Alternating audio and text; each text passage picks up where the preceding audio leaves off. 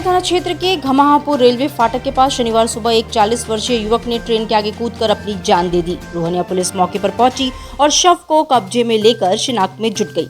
मृतक की पहचान राजेंद्र पटेल पुत्र बालकरण पटेल निवासी बच्छाव थाना रोहनिया के रूप में हुई है।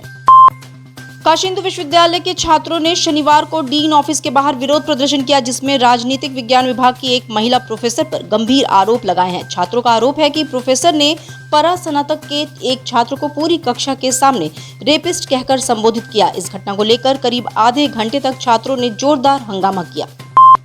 गंगा के जलस्तर में तेजी से गिरावट जारी है, जिससे तटवर्ती इलाकों के निवासियों ने राहत की सांस ली है। इसके साथ ही आगामी त्योहारों को देखते हुए प्रशासन ने घाटों पर सफाई अभियान भी शुरू करा दिया है। घाटों पर पाइप लगाकर बाढ़ में जमा सिल्ट को हटाया जा रहा है।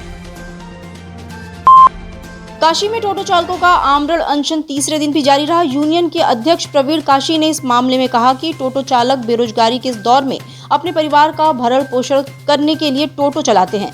इसमें से कई चालक फाइनेंस पर लिए गए टोटो के कर्ज के बोझ तले दबे हुए हैं। इस नई नीति के कारण उनकी परेशानियां और भी बढ़ गई हैं। उन्होंने आज डिक्लेयर कर दिया है कि वो तो बारकोड लगा के रहेंगे, हमें गलियों में धकेल देंगे तो ये लोग कहाँ से कमाएंगे।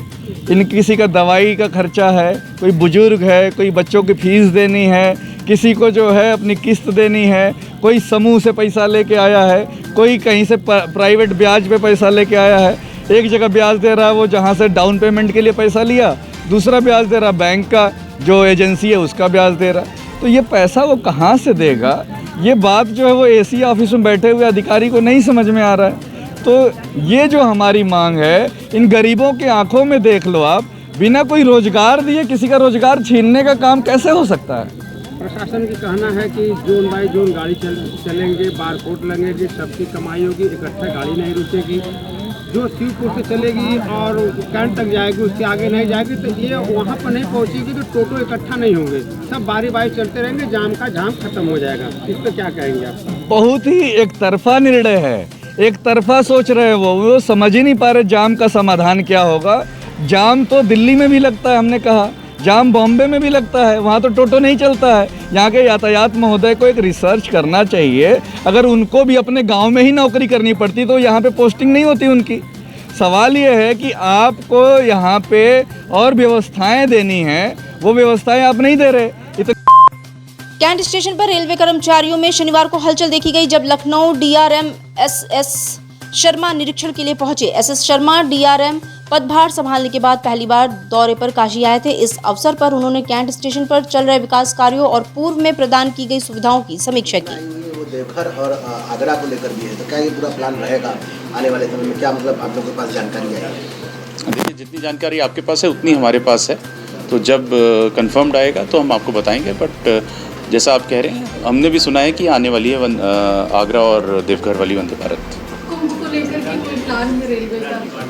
देखिए, कुंभ के लिए इस बार एक्सपेक्टेड है कि करीब 30 करोड़ से ज़्यादा लोग आएंगे वहाँ पे। और आपने बताया है कि अब अलग से जो कैटेगरी थी कि हाँ रिटायर्ड सैनिक की लड़की या फिर वो टिकट बेचेंगे, अब आपने वो चीज़ें ख़त्म कर दी हैं, तो रोजगार के लिए कितना जो बेरोजगार युवक हैं या फिर उन लोगों को क्या फ़ायदा होगा? इसका मतलब एक फ़ायदा हो सकता है रोजगार को लेकर?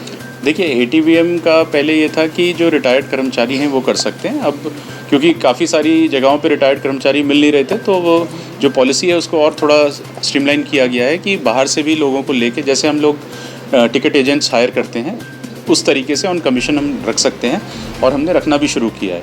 यहाँ भी लास्ट टाइम आपने बताया था कि मशीनें कम हैं, तो 5 मशीनें और लगाई गई हैं।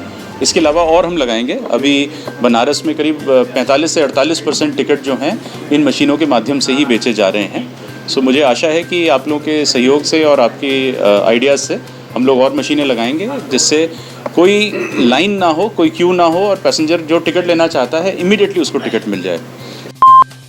त्रिशक्ति सेवा फाउंडेशन और हिंदू युवा वाहिनी वाराणसी के संयुक्त प्रयास से शनिवार की शाम आयोजित वंदे मातरम राष्ट्रीय गीत दिवस पर शहीदों को सम्मानित किया गया। इस अवसर पर शहीदों के परिवारजनों को विशेष रूप से सम्मानित किया गया और सांस्कृतिक कार्यक्रमों का आयोजन हुआ। मुख्य अतिथि के रूप में विधायक डॉक्टर नीलकंठ तिवारी ने कार्यक्रम की शोभा बढ़ाई। आज 7 सितंबर है। 7 सितंबर बहुत ही ऐतिहासिक दिन है। आज ही के दिन सन 1907 में वंदे मातरम गीत का आयोजन और सामूहिक रूप से गायन काशी की पावन धरती पर हुआ। तो वंदे मातरम वो मूल मंत्र है। श्री अमरीश सिंह भोला जी को मैं बधाई देता हूँ, टीम को बधाई देता हूँ। इस कार्यक्रम के लगातार सफल आयोजन के लिए बार-बार उनका अभिनंदन करता हूँ। वंदे मातरम बंकिम चंद्र चट्टोपाध्याय उनको कहते हैं। ये बहुत सामान्य। आज के ही दिन सन 1950 में पहली बार संसद में राष्ट्रगीत वंदे मातरम गूंजा था। इस दिन को यादगार बनाते हुए काशी विश्वनाथ मंदिर के शहनाई वादक महेंद्र प्रसन्ना ने बनारस के भारत माता मंदिर में शहनाई की धुन पर वंदे मातरम गीत गाकर नमन किया। काशी का इकलौता भारत माता मंदिर जहां शनिवार को हर दिन से अलग नजारा था।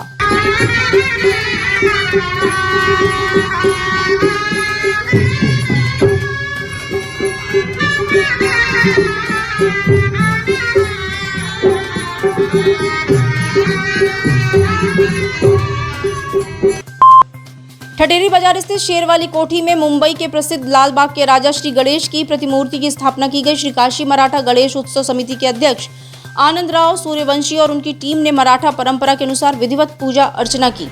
श्री गणेश जी के पट खुलते ही भक्तगण गणपति बप्पा मोरिया और जय गणेश के जयकारे लगाने लगे। कितने दिनों ये चलेगा यहाँ? 5 दिन चलेगा। क्या क्या चलता है यहाँ की? सांस्कृतिक कार्यक्रम, डांस प्रतियोगिता, जागरण, भजन होता है। गणेश चतुर्थी है, गणेश जी का जन्म। क्या कहना चाहिए? काशी वासियों को शुभकामना। गणेश और कुछ जो दर्शनार्थी आ रहे हैं उनको दिक्कत हो रही है। तो जो मुंबई में लाल बाग का राजा है तो बनारस में भी देखने को मिलता है। क्या कहना चाहेंगे जनता से और कहाँ पे बैठी है इस बार? इस बार किसी कारणवश अग्रवाल भवन से कुछ कंस्ट्रक्शन का काम लगने की वजह से ये शेरवाली कोठी में स्थापित हो रही है।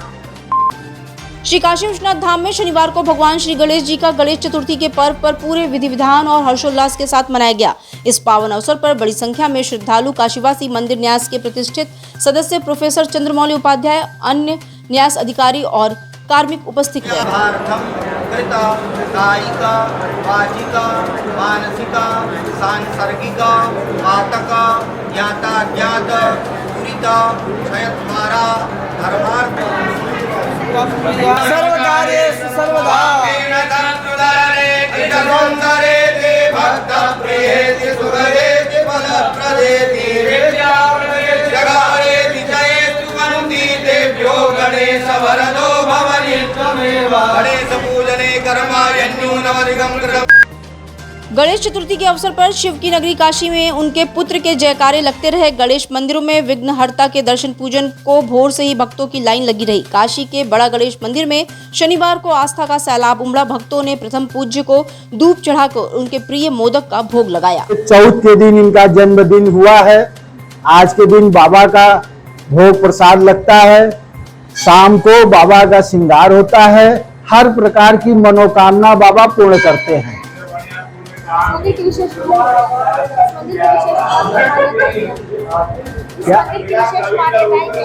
ये बाबा का गणेश जी का दरबार है। यहाँ पर दर्शन करने से हर मनोकामना की पूर्ति होती है।